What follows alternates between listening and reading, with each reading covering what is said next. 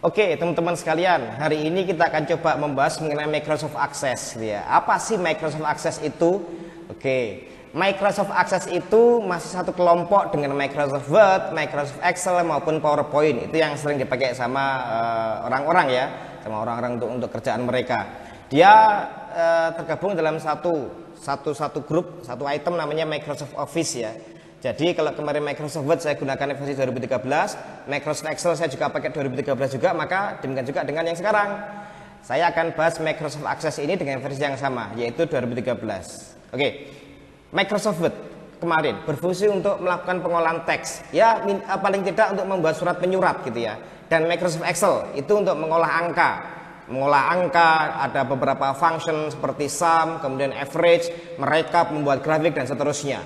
Dan Microsoft Access ini adalah yang ketiga ini, akan saya bahas ini. Microsoft Access ini tujuannya untuk mengolah database, melakukan pengolahan database. Kalau di Excel ada batasan jumlah baris, ada batasan jumlah data yang dimasukkan. Kalau di Access tidak ada batasan. Jadi Microsoft Access ini sangat powerful sekali untuk melakukan pengolahan database dan recommended dari saya untuk keperluan kerjaan kita. Apa aja yang bisa diolah sama dia? Teks bisa, tanggal, jam, angka, bahkan bisa mengolah data gambar juga. Dan yang lebih penting, yang lebih wow, bahwa dengan Microsoft Access kita bisa mencetak laporan dengan sangat mudah. Ya, sekali klik langsung kecetak beberapa laporan yang mungkin sesuai dengan kebutuhan kita. Sekarang mau nyetak tanggal berapa ya enaknya? Seperti itu misalkan. Jadi sekali lagi teman-teman, sangat penting buat kita untuk belajar Microsoft Access. Karena di luar sana masih banyak yang belum paham dengan akses, sehingga mungkin bisa menjadi senjata kita, bisa menjadi strength kita kalau kita di dunia komputer bekerja di bagian admin lah atau yang lainnya. Nah, lebih lanjut mengenai Microsoft Access, kita akan coba bahas dulu lebih dalam mengenai apa itu Microsoft Access sebelum kita masuk ke studi kasus ya. Oke, Microsoft Access sudah saya bilang tadi bahwasanya dia mengolah database. Sekali lagi, dia melakukan pengolahan database dengan jumlah baris data yang tidak ada batasan. Tidak ada batasan, berapapun banyaknya data, ya, apapun informasi yang mau disimpan, tidak ada batasan. Tapi kita harus paham apa-apa saja yang ada di Microsoft Access. Oke, check it out, langsung. Yang pertama, elemen dari Access ya, langsung aja gini. Yang pertama adalah tabel beserta relasinya. Teman-teman, tabel itu berfungsi untuk melakukan penyimpanan data, otomatis data mentah. Menyimpan data sejenis. Kalau Anda masih bingung dengan apa itu tabel, saya akan ilustrasikan di dalam sebuah dapur. Di dapur itu banyak sekali wadah atau toples untuk menyimpan bahan-bahan, mulai kopi, teh, gula, garam, ada apa namanya itu merica bubuk, ketumbar bubuk, ada apa itu, roiko, masako dan lain sebagainya. Nggak mungkin kan semua bahan-bahan itu jadikan satu toples, satu wadah, kan nggak mungkin. Pasti punya wadah sendiri-sendiri. Yang satu toples menyimpan kopi, toples kedua menyimpan gula, toples ketiga menyimpan merica, toples keempat menyimpan teh dan seterusnya. Demikian juga dengan tabel. Tabel itu fungsinya untuk menyimpan data yang sejenis. Contoh, nanti saya akan membuat sebuah tabel bernama tabel dosen, maka isinya adalah daftar semua dosen. Kalau ini saya ngomong mengenai akademik ya, saya ngomong mengenai akademik. Yang kedua, misalkan saya membuat tabel bernama mahasiswa, isinya adalah daftar semua mahasiswa, mulai NIM-nya mahasiswa, namanya, mungkin jurusannya dan lain sebagainya. Yang ketiga, tabel mata kuliah, ya otomatis menyimpan daftar mata kuliah aja, nggak ada nilainya di situ. Jadi ada kode mata kuliahnya, nama mata kuliahnya, SKS-nya dan seterusnya. Dan mungkin ada juga tabel nilai. Nah, itu contohnya teman-teman. Jadi tabel itu fungsinya untuk menyimpan data yang sejenis, tidak mungkin dicampur.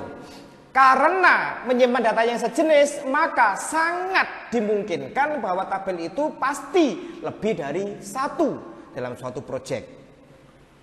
Karena lebih dari satu, maka antar setiap tabel harus saling terhubung, ya, harus saling berrelasi. Jadi nanti berapapun tabel yang kita buat akan kita relasikan. Oke. Yang kedua, Yang kedua adalah query. Ya. Query ini fungsinya untuk membuat tampilan data yang merupakan campuran. Jadi misal nih, saya ingin membuat tabel daftar nilai lengkap, ada NIM-nya, ada namanya, ada jurusannya, terus mata kuliahnya apa itu, nilainya berapa, dosennya siapa. Itu tidak mungkin kalau kita dapatkan ke dalam sebuah tabel. Karena ingat tabel tadi menyimpan informasi yang sejenis. Jadi kalau Anda ingin membuat tampilan lengkap ya, dalam satu tampilan ya otomatis ya, ada NIM-nya, ada nama mahasiswanya, jurusannya, terus kemudian ada mata kuliahnya, SKS-nya, nilainya berapa, dosennya siapa. Maka saya membutuhkan query. Jadi query ini tujuannya untuk menyimpan ya, untuk membuat satu tampilan. Jadi untuk membuat sebuah tampilan data yang kita inginkan tapi informasinya lengkap, dicomot, diambil dari beberapa tabel yang kita butuhkan. Itulah query. Syaratnya hati-hati, relasi antar tabel harus tercipta. Yang ketiga adalah form. Nah, ini fasilitas yang tidak kalah pentingnya. Nanti endingnya itu kita akan bekerja dengan form. Kita tidak bisa lagi membuka tabel, kita tidak bisa lagi membuka relasi, akan kita kunci semuanya. Segala macam pengolahan data ada di form. Tapi kalau kita bilang form itu utama, ya enggak juga gitu ya. Jadi intinya nanti kalau udah selesai, finish, maka pekerjaan kita akan otomatis dengan form aja. Segala macam pengolahan data ada di form. Ingat ya, pengolahan data, menginputkan, mengedit, menghapus data, kita lakukan melalui form tersebut. Ya teman-teman, dan di sini form ini visualisasinya bagus sekali. Seandainya daftar dosen ada fotonya, juga bisa tampil foto-foto setiap dosen tersebut. Oke, yang keempat adanya sebuah report. Maaf. Nah, report ini tujuannya untuk melakukan pencetakan laporan. Segala macam sesuatu yang kita buat dari awal. Kita melakukan pengolahan data, kita butuh tabel untuk menyimpan data, kita relasikan. Pengolahannya dilakukan melalui form. Endingnya ada di report. Apapun itu pasti butuh laporan. Laporan ini bisa jadi macam-macam gitu ya. Jadi laporan daftar nilai mahasiswa, laporan mahasiswa yang punya tanggungan nilai, dan seterusnya. Laporan apapun itu, sekali lagi kita bisa buat di report. Dan inilah keunggulannya kalau dibandingkan Excel. Access ini sangat mahir sekali dalam hal pengolahan report. Dengan report kita bisa mencetak laporan yang sesuai dengan keinginan kita. Laporan A, laporan B, laporan C. Kita bisa memasukkan sebuah kriteria di situ. Sehingga dengan sekali klik, apa yang kita inginkan akan kecetak. Seperti itu. Mudah sekali.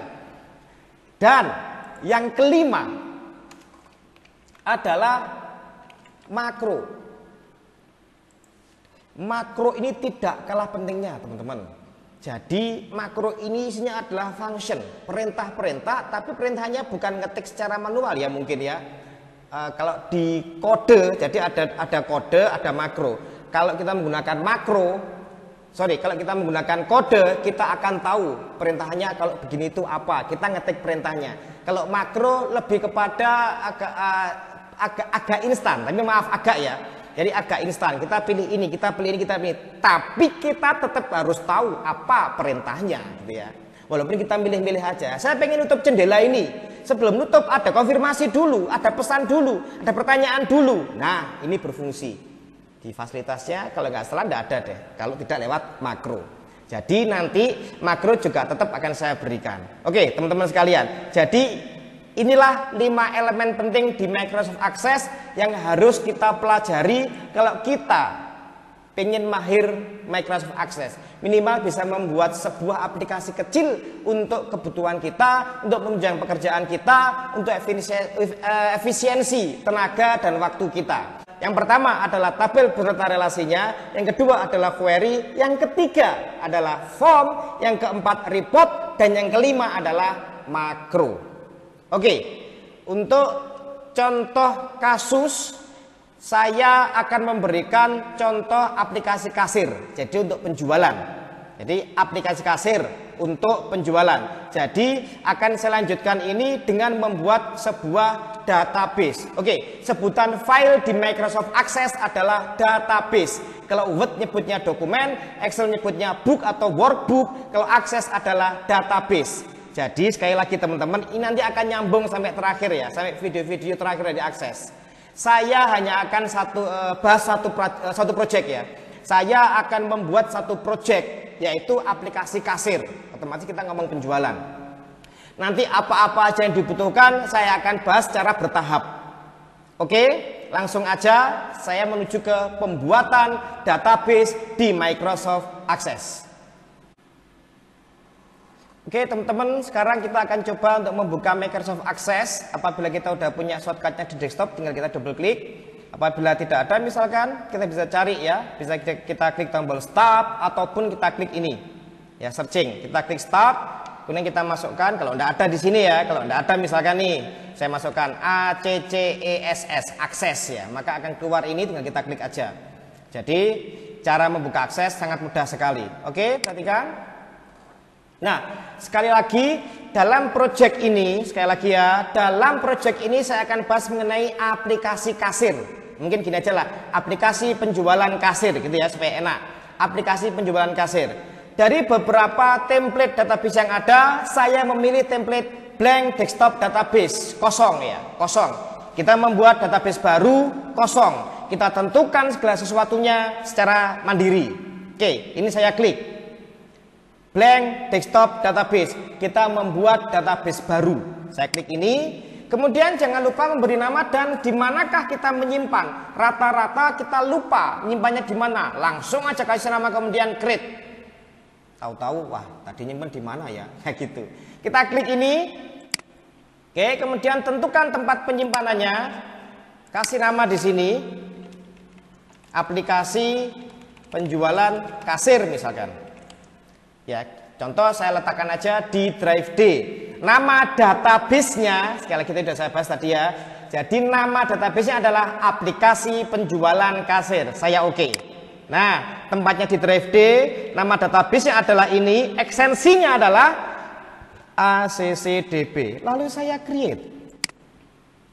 Secara otomatis muncullah tampilan seperti ini. Dimunculkan sebuah tabel baru kosong namanya tabel 1. Ini kita tutup aja, kita tidak butuh. Sekali lagi, pasti akan muncul tabel baru seperti ini. Kita tutup, ada silang di sini. Jangan yang atas. Kalau atas tutup aksesnya ya. Kita silang yang ini. Dah. Oke. Database di Microsoft Access cuman satu file. Namanya adalah aplikasi penjualan kasir. Ekstensinya ACCDB. Segala macam apapun yang kita buat nanti akan masuk ke sini. Dalam satu file berisi banyak sekali objek yang akan kita buat. Mungkin ada 6 tabel, mungkin ada 10 query, mungkin ada 10 form, mungkin ada 20 report. Semua itu tersimpan ke dalam satu file bernama aplikasi penjualan kasir. Jadi hati-hati teman-teman. Ini satu file ini ya, jadinya satu file, tapi isinya bermacam-macam yang kita buat. Seperti yang saya bahas tadi sebelumnya, ada tabel, ini ya teman-teman, ada tabel, ada beserta relasinya, ada query, form, report, bahkan makro. Semua itu nantinya kalau saya buat akan tersimpan ke dalam satu buah file, sebuah database bernama aplikasi penjualan kasir. Nah, di sini tampilan wajahnya di atas ini ada menu-menunya biasa kayak Word maupun Excel. Nanti yang jelas akan saya bahas menu-menu ini sambil jalan ya, satu persatu, step by step. Di sebelah kiri yang tidak kalah penting, ini ada panel navigasi. Panel navigasi inilah yang nanti menampilkan apapun yang kita buat. Tidak jarang dari kita bingung. Saya itu sudah membuat tabel loh kemarin, namanya A, namanya B, namanya ini. Tapi kok di sini tidak ada? Itu karena jenis tampilannya ini. Anda lihat di sini all access object. Ini saya klik ya, perhatikan. Nah, jadi sekali lagi saya klik yang ini. Pastikan Anda mencentang yang all access object supaya apapun yang Anda buat semuanya tampil. Kalau Anda begini misalkan, artinya ini saya centang ya, perhatikan. Saya klik form. Oke, saya lihat lagi. Maka nanti yang tampil hanya form-form yang telah kita buat. selain form tidak akan tampil. Takutnya kita tidak paham dengan hal itu, sehingga dikiranya hilang atau bagaimana tidak tahu. Jadi pastikan ya, kita mencentang memilih all access object agar semua apapun yang kita buat tampil, baik tabel, kemudian query, form, report maupun makro. Lalu yang kedua, lanjutkan dengan ya memastikan jadi tampilan-tampilan yang saya buat akan dikelompokkan berdasarkan object type. Yang pertama, sekali lagi, saya mengaktifkan all access object supaya apapun yang kita buat tampil semuanya. Lalu saya pilih object type supaya apapun yang kita buat itu dikelompokkan berdasarkan objek tipenya. Saya membuat 6 tabel nih, maka akan terkumpul dalam satu. Jadi ya berkumpul. Jadi 6 tabel yang saya buat akan berkumpul. Saya membuat 10 form akan berkumpul. Jadi form, tabel, query, report, makro diakses disebut dengan objek. Oke ya teman-teman, dua ini diusahakan tercentang atau terpilih. Oke. Kemudian panel navigasi ini bisa Anda bukan sembunyikan sih di apa ya? Seperti inilah intinya, di minimize mungkin. Ini tujuannya untuk ini. Nah, gitu ya. Apabila kita membutuhkan sebuah tampilan untuk lembar kerja yang besar, maka bisa kita sembunyikan, tidak apa-apa. Endingnya nanti ini akan saya hilangkan. Ya, ada caranya nanti ya. Tapi tidak sekarang. Jadi sekarang ini kita masih proses membuat project ini. Project aplikasi penjualan kasir. Jadi biarkan panel navigasi ini, navigation pane ini tampil. Oke teman-teman sekalian, itu tadi pembahasan kita mengenai Microsoft Access di awal ya. Mengenai elemen-elemen dari Access itu sendiri. Kemudian cara pembuatan database-nya. Oke, nanti kita lanjutkan pada pembahasan video berikutnya. Selamat mencoba. Semoga bermanfaat.